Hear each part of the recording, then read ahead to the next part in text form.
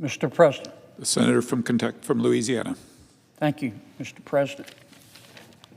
Mr. President, with me today is my colleague from my office, Mr. John Lowry, and I appreciate his help. Last week, Mr. President, I spoke a few minutes about the Corporation for Public Broadcasting. We call it CPB. And the Public Broadcasting Service, most people know of that as PBS, and the National Public Radio, which most people know is NPR. And I'm not going to repeat everything I said last week, but I do want to revise and extend my remarks. The United States Congress created the Corporation for Public Broadcasting back in the 60s, 1967, I think. Those were very different times. There was no internet. There was no Facebook. There was no Twitter. There was no cable TV. There were no podcasts. There were basically a handful, maybe a few more, of radio stations throughout America. And television was still pretty new. There were 3 main television stations with local affiliates. And many Americans, particularly in rural areas, didn't have access to radio and television for their news, because that's all there was. I remember those days. And so Congress decided to start providing money for what it called at that time public broadcasting, to make sure that everybody had access to news through radio and television, even if they didn't live in their big city. And Congress intended that news be news, factually based. Now, those were the days in America of true journalism. I remember them. Perhaps you do too, Mr. President. Those were not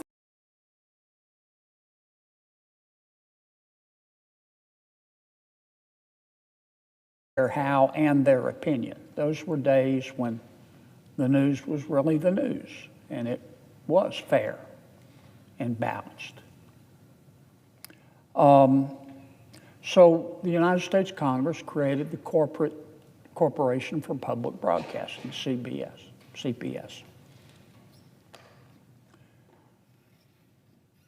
CPS here 50 years later, 50 plus years later, or CPB rather, still exists.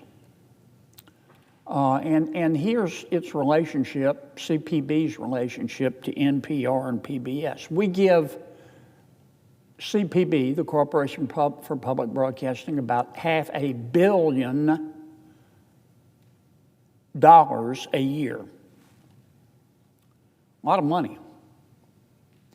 And Corporation for Public Broadcasting turns around and picks certain local television and radio stations and gives most of that money to them.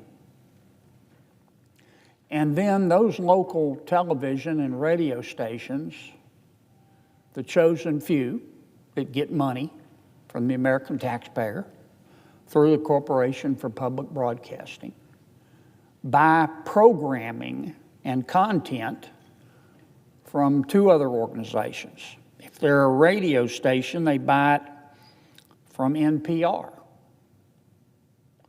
And if they're a television station, they buy that content from PBS. So up here you've got Corporation for Public Broadcasting. American taxpayer through Congress gives them $500 million a year. That money flows down to certain select local television and radio stations. And those local television and radio stations then buy content from NPR, if they're a radio station, or PBS, if they're a TV station, which were loosely affiliated with the Corporation for Public Broadcasting. Since this scheme was established, the American taxpayer has given all of these entities about, $14.5 billion. $14.5 billion. That would be enough to build 2,700 miles of paved roads throughout America. And I base that on the roads I'm talking about are not gravel roads, they're regular paved roads, 10 feet each lane, actually 12 feet each lane with a 3-foot shoulder on each side. But instead of building 2,700 miles of roads in our rural areas and in our urban areas that need infrastructure, we've decided to give this money to CPB, which gives it to the local stations, which gives it to PBS and NPR. I mentioned the local stations. Only a select few local stations get this taxpayer money. In my state, we have over 500 radio stations. Corporation for Public Broadcasting, in its unfettered discretion, only picks 7 to give the money to. The other 493 get nothing. We have over 150 TV stations in Louisiana. The Corporation for Public Broadcasting only gives the taxpayer money to 3 of them. So 147 get nothing. Now, I probably wouldn't object to this if the Corporation for Public Broadcasting and NPR and National Public Radio is what I'm referring to, of course, and PBS had been consistent with its original mission, which is to report factually the news to the American people. Government doesn't need to subsidize the media anymore because the world's changed. 97% of the people in America have the internet. But I still probably wouldn't object that much if the reporting by these entities was fair and was balanced, but it is not.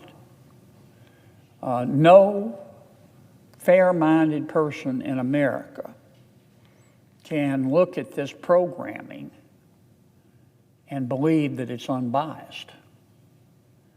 It is decidedly prejudiced in favor of one point of view. That's not just my opinion. I think most Americans would agree with that. And because most Americans see the headlines that are produced by these 3 entities. I talked about some last week. This is what Americans' taxpayer money is going to do, to provide. Here's just some headlines from NPR. I mentioned these last week. I won't belabor them. Michael Avenatti, a profile of the media-savvy attorney. NPR, this is from NPR. They love Michael Avenatti, who, of course, is in jail today. He's a crook. But NPR loved him because he was anti-Republican and he was anti-President Trump. NPR published another article, How Racism Became a Marketing Tool for Country Music. Now, you don't have to be Euclid to see the implication here, that country music is racist, according to NPR. I don't think any fair-minded person would call that factual or fair and balanced. Here's another headline from NPR. Donald Trump's long embrace of Vladimir Putin. I also talked last week about a few other headlines from NPR. Here's one. Monuments and teams have changed names as America reckons with racism. Birds are next. That's what your tax dollars paid for. Eating less beef is a climate solution. Here's why that's hard for some American men. How the Taliban adds to Afghanistan's woes when it comes to climate-fueled disasters. No fair-minded person with an IQ above a single-cell organism would conclude that this is anything but biased to certain points of view. And there's more. I could do this all night, but I'm not. Here's some more headlines from NPR. There is no neutral. Nice white people can still be complicit in a racist society. That's what your tax dollars paid for. Another one. Ibram X. Kendi says no one is not racist. So what should we do? Another one. How artificial intelligence could perpetuate racism, sexism, and other biases in society. Another. Scientists debunk lab accident theory of pandemic emergence.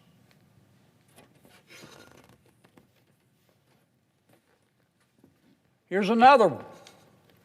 As Trump pushes theory of virus origins, some see parallels to lead up to Iraq war. Your tax dollars at work. As U.S. confronts Russia, Trump's admiration of Putin is consistent. Another headline from NPR. The history of policing and race in the United States are deeply intertwined. Another. After Biden's debate performance, the presidential race is unchanged. This was the debate performance that President Biden gave, after which he got out of the race. If you believe that headline, you believe in the Tooth Fairy and the Easter Bunny and that Jimmy Hoffa died of natural causes. But that's what NPR reported with your tax dollars. Here's more. Democracy on Trial, Part 1. A blueprint for the case against Trump. Is that fair and balanced? It's from PBS. Racism in the era of Trump, an oral history, another headline. January 13th, 2020. Another. This one's really special. A serial liar. How Sarah Palin ushered in the post-truth political era in which Trump has thrived.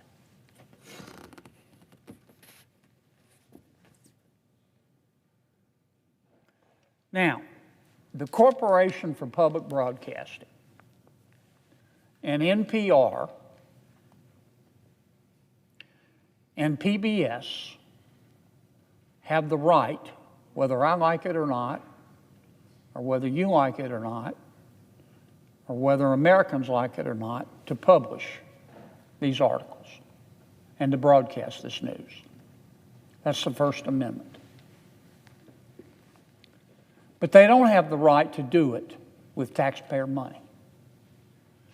At least half of America would look at these headlines and be offended. They would be offended first because they would, really for three reasons. Number one, they disagree with opinion journalism. Number two, they would disagree with the headline. And number three, they would disagree with the fact that these headlines are not fair. They're not objective. They're obviously slanted to one point of view. And they're using taxpayer money. If someone introduced a bill tomorrow, I'll just pick a publication to prohibit the New York Times, I would vote against that bill and argue against it. If someone introduced a bill to get rid of Fox News, I'd have the same position. If someone introduced a bill to get rid of the Washington Post, that would be my position as well. Whether I agree with those media outlets or not, we have a First Amendment, and we cherish it. And I'm rather fond of the Constitution. But if someone introduced a bill to give money to CNN, taxpayer money to CNN, or to the New York Times, or Fox News, I would oppose that as well. This is simply wrong. And we're spending $500 million a year, $14.5 billion over time, to give to people at the Corporation for Public Broadcasting and NPR and PBS to participate in opinion journalism, which they're entitled to do. But they can't do it on the taxpayer dime. They're doing it on the taxpayer dime, but they shouldn't be able to. I would also point out, Mr. President, that the folks at PBS and NPR and PBS are doing pretty well for themselves. NPR just bought a $201 million office space just up the road from the Capitol. $200 million.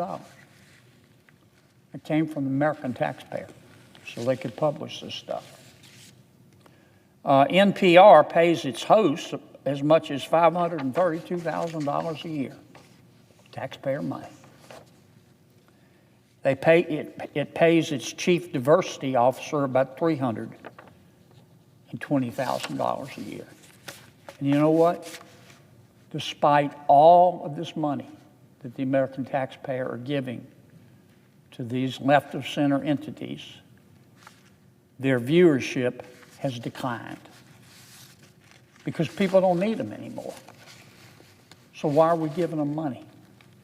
I've introduced legislation to not to eliminate the Corporation for Public Broadcasting, not to eliminate the Public Broadcasting Service, and not to eliminate the National Public Radio. They can go exist on their own if they want to, but I do want to defund them. We're running a $36 trillion in debt. This is disgraceful in 2025. It's disgraceful whether it is left-of-center opinion journalism or right-of-center opinion journalism. It is disgraceful for the American people to have to fund this rot. Doesn't mean the rot doesn't have a right to exist, but they don't have a right to taxpayer money. Thank you, Mr. Chairman. It's late, so I'm going to not go to my second topic. I suggest the absence. Well, I take that back, Mr. Chairman, Mr. President. I think I've got something to read. Do you want to close here at the leader's desk? No, I'll do it here. That's 22. You want me to read the whole thing? You have to read all these pages. Sorry. Where's Stone?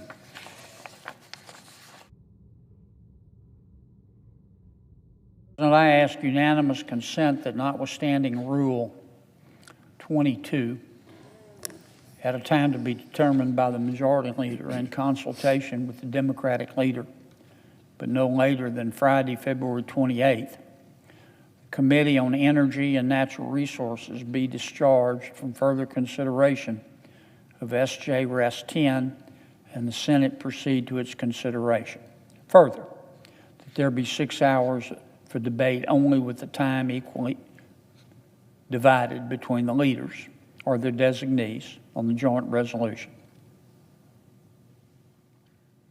And that following the use or yielding back of that time, the joint resolution be read a third time and the Senate vote on the joint resolution with no further intervening action or debate. Is there objection? Without objection. Mr. President, I have one request for a committee to meet during today's session of the Senate. It has the approval of the majority and minority leaders. Duly noted. Mr. President, I ask unanimous consent that when the Senate completes its business today,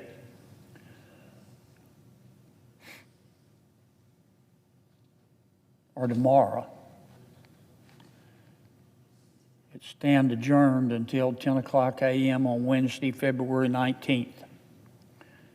That following the prayer and pledge, the journal of proceedings be approved to date, the morning hour be deemed expired, the time for the two leaders be reserved for their use later in the day, morning business then be closed, and the Senate resume consideration of Cal number 13, S-Con Res 7. Further, that at 12 o'clock noon, the Senate execute the order of February 13th in relation to the Loeffler nomination, and that following disposition of the Loeffler nomination, the Senate recess until 2:15 to allow for the weekly conference lunches. Finally, that all time during recess and adjournment count equally towards Cal number 13, S-Con Res 7, and that if any nominations are confirmed during Wednesday's session, the motions to reconsider be considered made and laid upon the table, and the President be immediately notified of the Senate's action. Is there objection? Without objection. Mr. President, is it Wednesday yet? Feels like it. Close. I got over here to vote at 5 o'clock. Mr. President, if there's no further business to come before the Senate, I ask that it stand adjourned under the previous order following the remarks of Senator Merkley, Without objection. to whom I apologize for him having to wait so long because of our inefficiencies.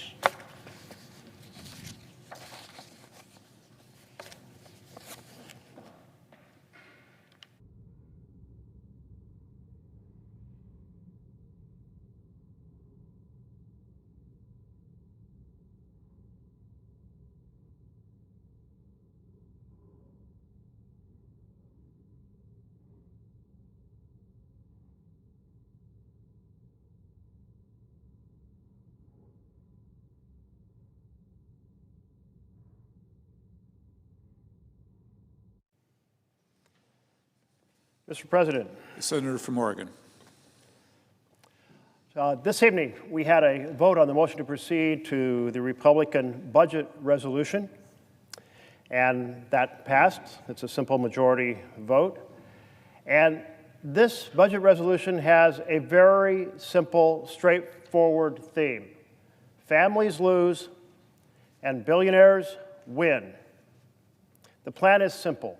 Slash programs for families, give massive tax giveaways to millionaires and billionaires, and run the country deeper into debt.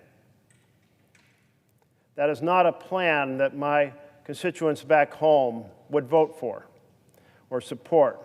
They don't want to see the programs that enable families to stand on their feet be slashed or destroyed. They don't think that our mega millionaires and billionaires need more massive giveaways, and they certainly don't want to see the debt run up in the process. But that's where we are. Now, my Republican colleagues might say, well, not so fast. This bill is really about securing our border and national defense. But don't let that fool you. Senate Democrats are happy to entertain an appropriation bill to address these issues. In fact, we had a strong bipartisan defense spending bill in the Appropriations Committee last year. Senate Democrats also supported a bipartisan immigration bill, and that was just a year ago May. But the bill was killed. A bipartisan negotiated bill was killed when then candidate Trump said, Senate Republicans, I don't want you to fix the problem. I want to have this as a campaign element, the chaos at the border.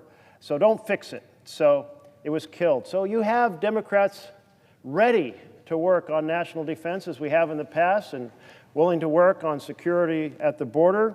So this bill is not about that. This bill is about this: slashing programs for families, giving massive tax giveaways to the richest Americans. That's the real soul of the Republican budget resolution. Now, this resolution proposes over $9 trillion in cuts to programs. Just look at the budget table that accompanies the resolution. You'll see it in there. It basically has a line, unallocated cuts, $9 trillion. And that includes cutting $1 trillion out of the programs in the last 6 months of this year.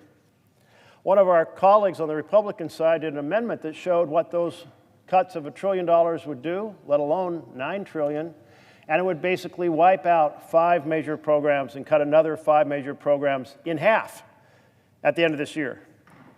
So that vision of massive cuts to programs families depend on is right at the heart of this budget resolution. And this really is the great betrayal, because candidate Trump campaigned on the vision of helping families.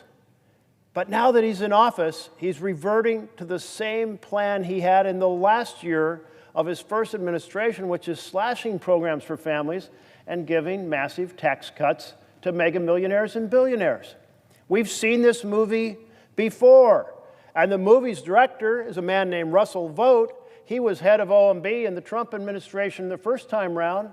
And who has Trump nominated to put in the place of the director of OMB, and now been confirmed by the Senate, but the same man, Russell Vought. And do we see the architecture of this plan anywhere else? Well, yes, we do. It's called Project 2025. That plan that President Trump said he didn't know anything about, but it was his director of OMB who was the architect of the plan, and it's that plan that's being implemented right now. And what is that plan? That plan is the great betrayal. Slash the programs for families, give tax giveaway to the richest Americans. Now, in the Budget Committee, we had a chance to examine this plan and propose amendments to it. We proposed 44 amendments, and all of them were voted down on a party line. So that was quite disappointing, because really what we were about was to say, hey, to our Republican colleagues, if you want to protect families, and this program isn't really about slashing programs for families, then vote with us to protect those programs. Well, so we put up amendment after amendment to protect those programs. One was about the cost of groceries. Democrats said, don't allow provisions into this bill that are going to drive up the cost of groceries. Democrats voted for protection. Republicans voted it down. Democrats said, don't put provisions into this bill that are going to cut Medicare or Medicaid or Social Security or in any other way make health care more expensive. Democrats voted for that protection.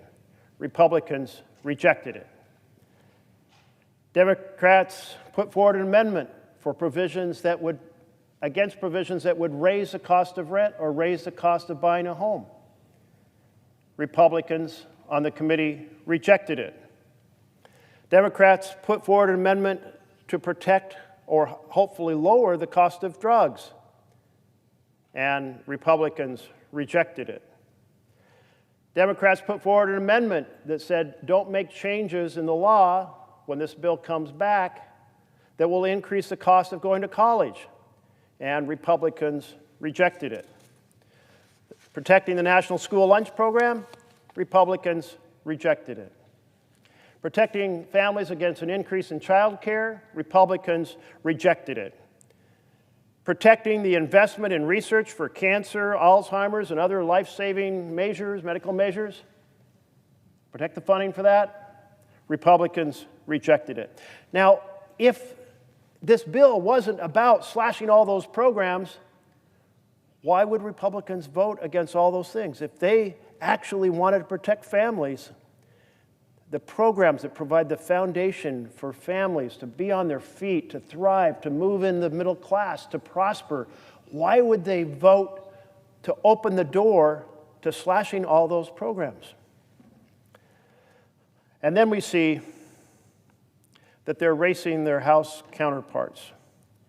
At 10 a.m. last week, when we considered in committee the Republican Senate budget resolution, the House proceeded to put forward, and they're just down the hallway through this door over here, the House at the end of the hallway, they put forward their own budget resolution.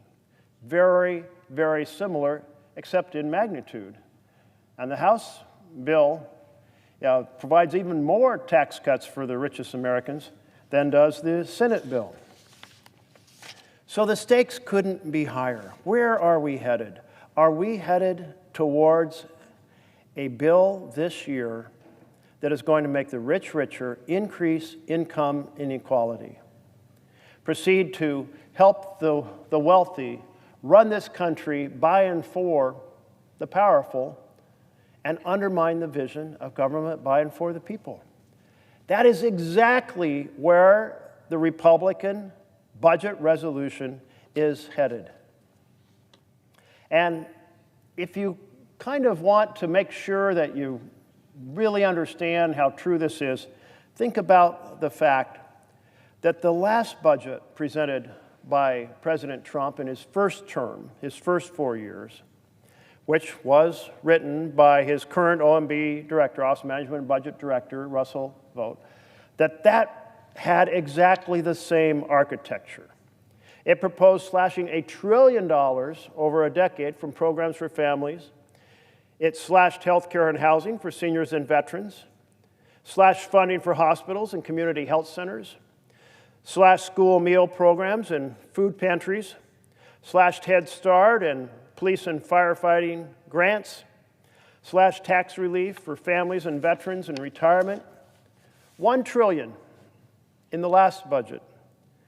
But that was $1 trillion over 10 years. And what my Republicans are now proposing is $1 trillion over 1 year, just 1 year.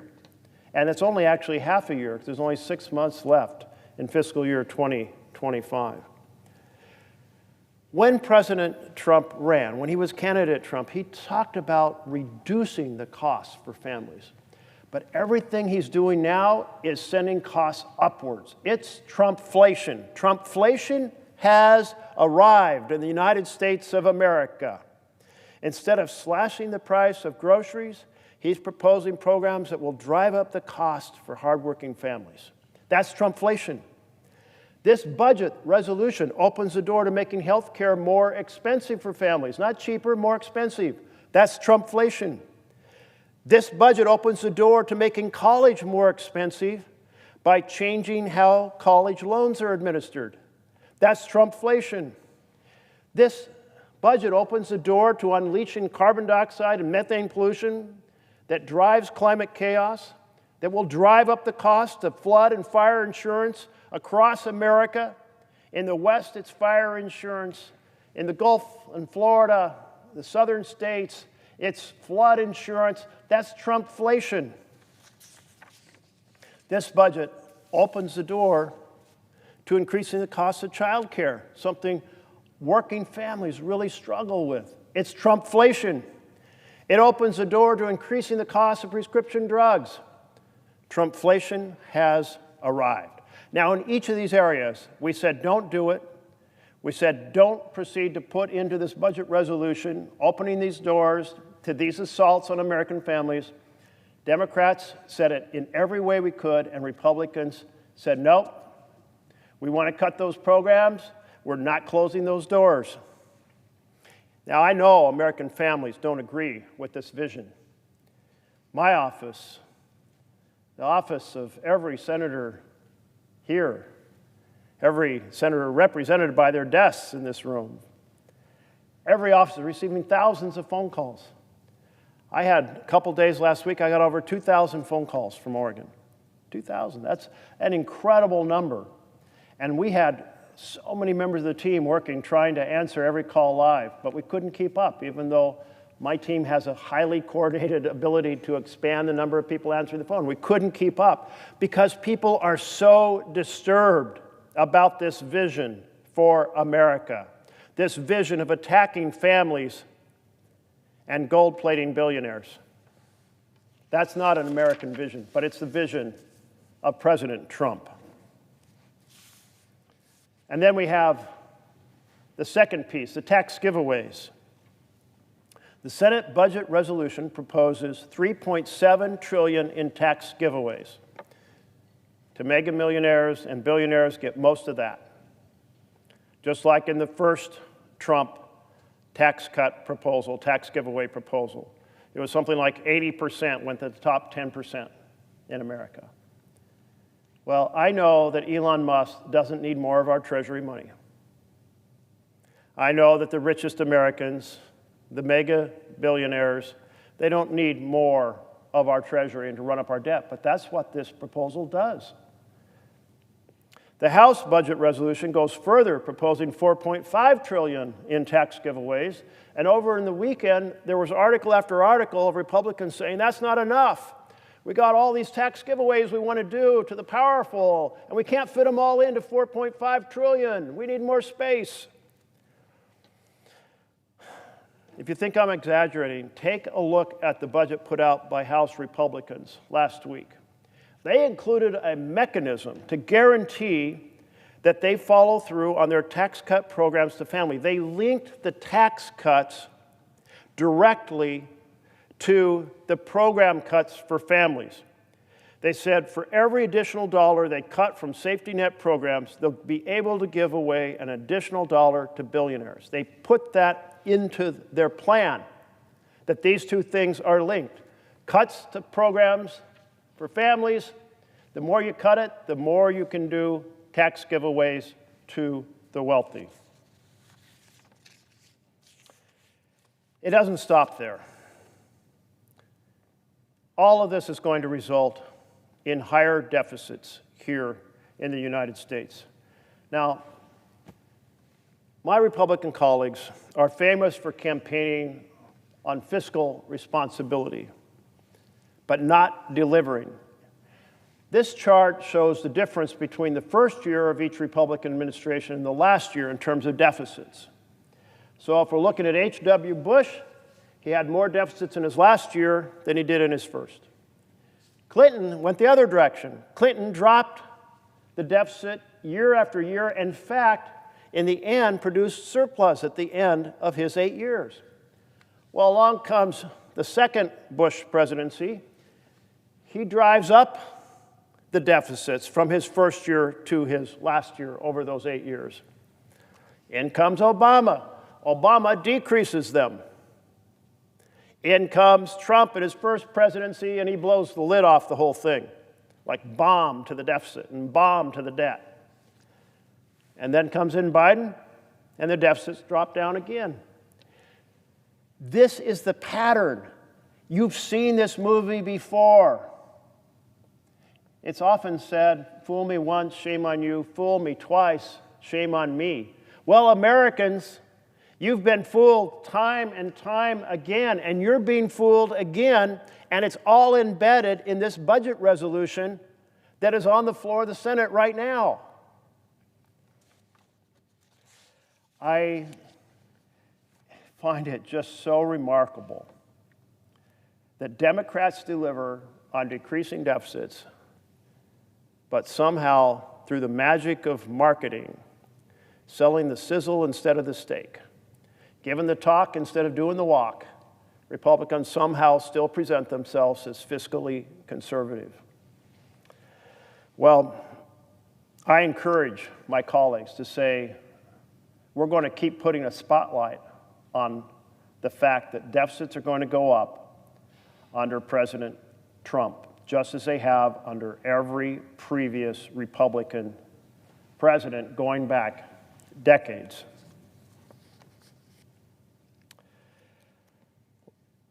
I would like to think that we could come together as Democrats and Republicans and say, yeah, there's efficiencies to be found in programs, but it's also absurd to be giving away the Treasury to the richest Americans.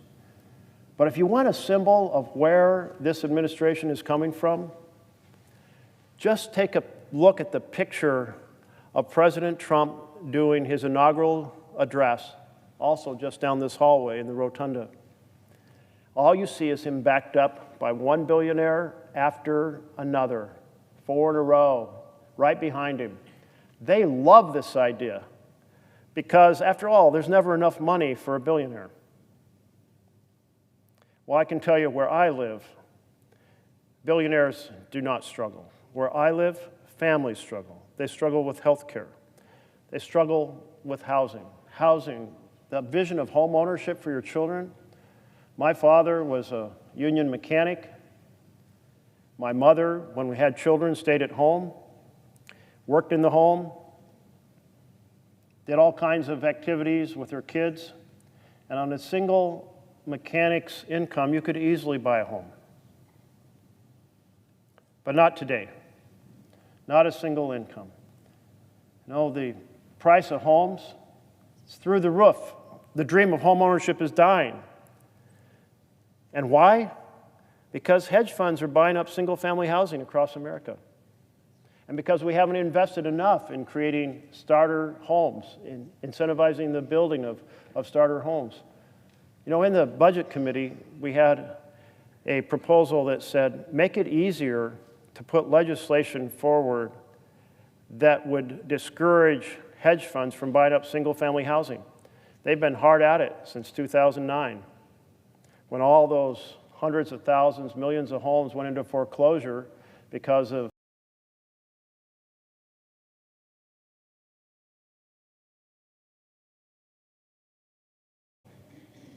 I don't like that this is a partisan outcome. I would love to see us partner to help out American families, partner across the aisle for families. But we have an administration that is all about the rich and making them richer, and is all about slashing the programs families depend on. We have yet another threat to families, and that threat is the concentration of authoritarian power in the White House in a way we haven't seen in the entire history, almost 250 years of our republic. We have a president who has a thirst for authoritarian power, who admires Xi in China, admires Putin in Russia, sends his vice president over to Munich just days ago to badmouth the democracies of Europe that share our values of freedom of speech and freedom of religion and freedom of assembly. Wow. But we not only have a president who admires authoritarian figures, admires dictators, he's acting like a dictator right here. He's breaking the law, and he's violating the Constitution. He proceeded to say, I'm going to cut all these programs that I don't like. Well, you know what? He doesn't have that power. We have what's called separation of powers in America. It means Congress sets the law, and then we have an executive, the president, who implements it. Now, President Nixon, you remember him, you remember Watergate, you remember the impeachment, remember the conviction, remember the resignation. Actually, never got to conviction because he resigned first. What did he do? He said, I'm going to be a bit imperial, and I'm going to not provide the funds that Congress told me had to be provided to various programs. And you know what? The courts said, hell no, you can't do that.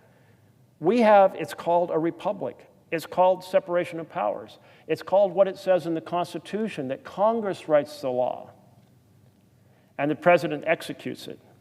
Now, the president can request Congress to change a program that's already been authorized, already in the law. It's called a rescission. He sends a note over to Congress and says, you know, we don't need to spend as much money as you all appropriated for this program, or maybe that nuclear warhead we were going to refurbish has no longer got the right one for the right missile, so we can cancel that program. And he can send those over to us. But he doesn't get a line item veto. He doesn't get a line item reduction. In fact, in 1996, Republican Congress provided a line item veto power to the president, and the Supreme Court said, no, you can't delegate that authority. If you violate that line between Congress making the law and the president executing it, you have destroyed the separation of powers, which is the heart of every democracy. It's that thin line of Congress making the laws that is the difference between a democracy and a dictatorship. And it's under assault. We're in the middle of a constitutional crisis. If you look at the speech that President Trump gave at the inauguration in the rotunda down the hall, he didn't talk about a vision in which he was going to work with Congress to get it implemented, to pass laws to make it happen. He talked about executive order after executive order, what he was going to do. That's the mind of an autocrat. That's a king, not a president. That is a threat to our Constitution.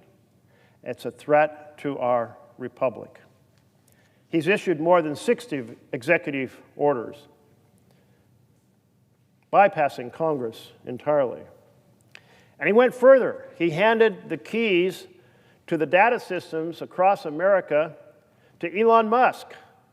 Now, Elon Musk was not elected. He was not confirmed by the Senate, has no independent oversight. Elon represents a concentration of power we have rarely seen. First, his power by being the CEO of large companies like SpaceX and Tesla and Starlink.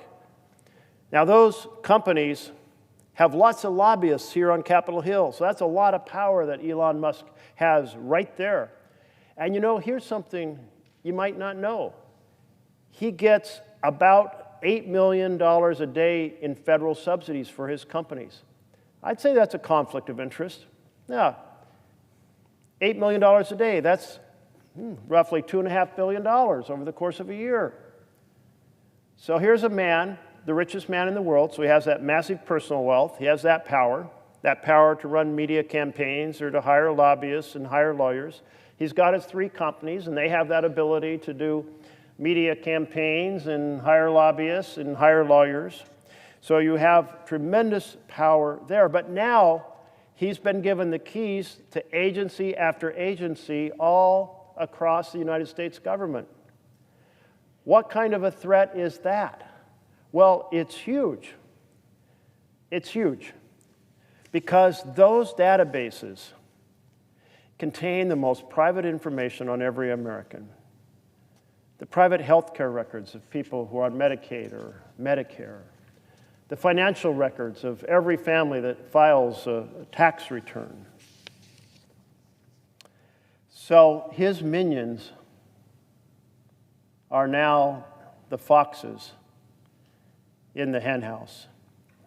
So his corporate wealth, his personal wealth and power, and now his team controlling databases all across the government, including the payment systems as to what gets paid and what doesn't get paid. I don't want this man to have my Social Security information or yours, my tax information or yours, my address or my bank account numbers or my records or yours. And then he put the CFPB on the chopping block, Consumer Financial Protection Bureau. He posted a message that said, CFPB, rest in peace, RIP. Now, why does the richest man in the world want to get rid of an agency that has delivered $21 billion in checks back to consumers who were ripped off by illegal practices? I'd say that's something to say, hey, CFPB is a hero for working families. A hero for families, returning $21 billion to families who were ripped off by illegal practices. And because they shut down those illegal practices, they've probably saved consumers across this country, saved families across this country some other enormous sum. Maybe it's 5 times that $21 billion. I know that when I worked on payday loans in Oregon and we got rid of those 500%, 400%, 300% interest rates, millions, not millions, but tens of thousands of Oregonians who were victims of those 300, 400, 500% loan sharking benefited enormously. Well, who is the similar watchdog here for the nation? The CFPB, Consumer Financial Protection Bureau. But the rich hate it because they are the ones who have engaged in illegal practices to rip off consumers, and so they hate it that there's a watchdog. So here's Trump and Musk getting rid of the watchdogs, getting rid of the inspector generals and breaking the law while they do so. The law says you have to give 30 days notice to dismiss an inspector general, and you have to do it for cause. Because we need watchdogs to make sure that the executive branch is playing by the rules. He fired them. He fired the FBI agents who are specialists in executive branch behavior, watching to make sure they follow the law. He fired them. And now the CFPB. What else? Well, I can tell you this. Musk and his minions, they could create a lot of damage with the access, and it's not just privacy, to your records and my records. It could also be by accidentally screwing up the computer code because they don't fully understand the details on what they're playing with. Let's be clear. Seniors living on fixed incomes cannot afford a single missed payment. They won't be able to buy their groceries or pay their rent, pay their mortgage. This chaos unleashed by Trump, unleashed by Musk, is illegal, unconstitutional, and just plain corrupt.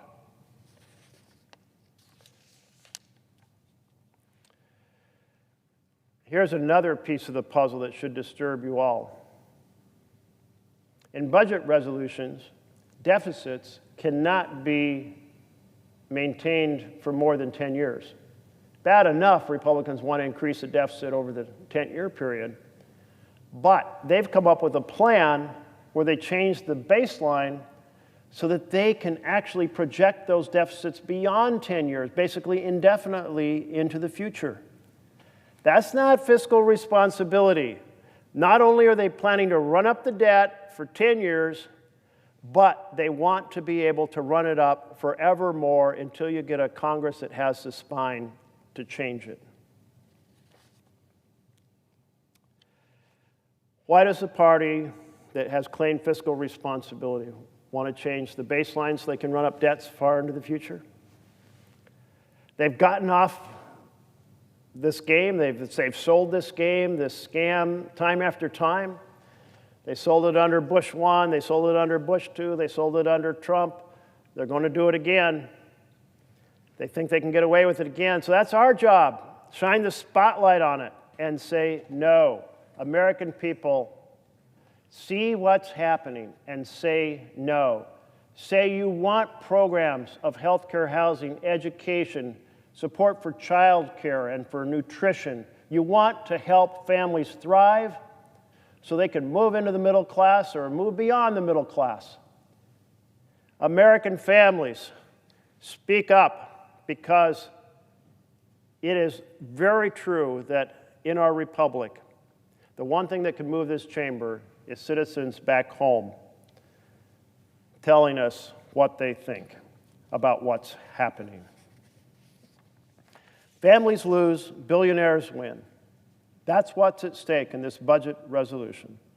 The plan is simple. Slash programs for families, give massive tax giveaways to mega millionaires and billionaires, run up the deficit in the process, and let Elon Musk and the minions dismantle the federal agencies that protect families from getting ripped off and exploited. This Republican budget, it is not government of, by, and for the people. This Republican budget is government of, by, and for the powerful.